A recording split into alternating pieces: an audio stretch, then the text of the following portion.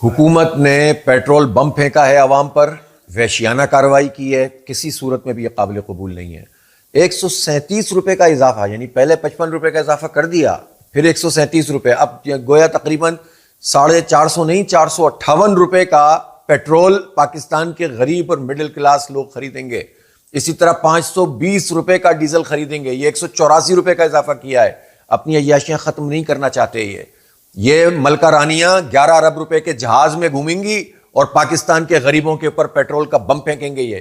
یہ chairman senate 9 crore کی گاڑی خریدیں گے اور غریب بائکرز، بائکیاں چلانے والے اور جو فوڈ پانڈا کا کام کرنے والے، سپلائز کا کام کرنے والے، مزدور، کسان، طالب علم جن کی کوئی آمدنی نہیں ہوتی، یہ ان کو جو ان کا بیڑا غرق کریں گے، ان سے پیسے نچوڑیں گے۔ اور انہوں نے صرف پیٹرول کی قیمت میں اضافہ نہیں کیا، انہوں نے ٹیکس میں بھی اضافہ کیا ہے۔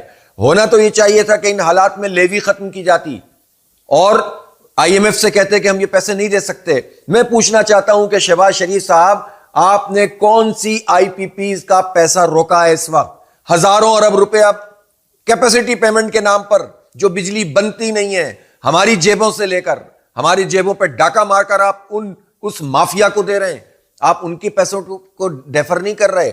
یہ جو ری گیسیفیکیشن کے پلانٹ لگے ہوئے ہیں پورٹس کے اوپر، جن پر ہم اربوں ڈالر خرچ کر چکے ہیں اب تک، اور ان کو بغیر، اب اس وقت تو گیس آ نہیں رہی ہے، ایل این جی آ نہیں رہی ہے، لیکن روزانہ کی بنیاد پر ان کو پیمنٹ کی جا رہی ہے۔ آپ یہ پیمنٹ نہیں روک سکتے، لیکن پاکستان کے غریب لوگوں کے اوپر بم گرا سکتے ہیں۔ ناقابل قبول ہے، اس کو برداشت نہیں کیا جائے گا۔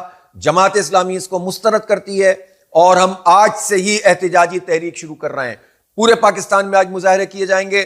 میں پاکستان کے نوجوانوں سے کہتا ہوں کہ ان حالات میں اگر ہم کڑتے رہیں گے، جلتے رہیں گے اور حکومت کے مقابلے میں آ کر نہیں کھڑے ہوں گے تو حالات نہیں بدلیں گے۔ آپ ہماری اس تحریک کا ساتھ دیں، یہ نوجوانوں نکلو اور احتجاج کرو اور حکمرانوں کو مجبور کرو کہ یہ اپنی عیاشیاں کم کریں اور پیٹرول کی قیمت اور ڈیزل کی قیمت کو یہ کم کریں۔ یہ 1300 سی سی میں آنے کے لیے تیار نہیں ہے، انہیں بڑی بڑی گاڑیاں چاہیے، لیکن عوام کے اوپر یہ بم پھینکیں گے، یہ قبول نہیں کرتے۔ ہم اسے مسترد کرتے ہیں اور اس کے علاوہ اور کوئی دوسرا راستہ نہیں ہے کہ ہم ان کے خلاف احتجاج کریں، جد و جہد کریں اور انہیں پیچھے ہٹنے پر مجبور کریں۔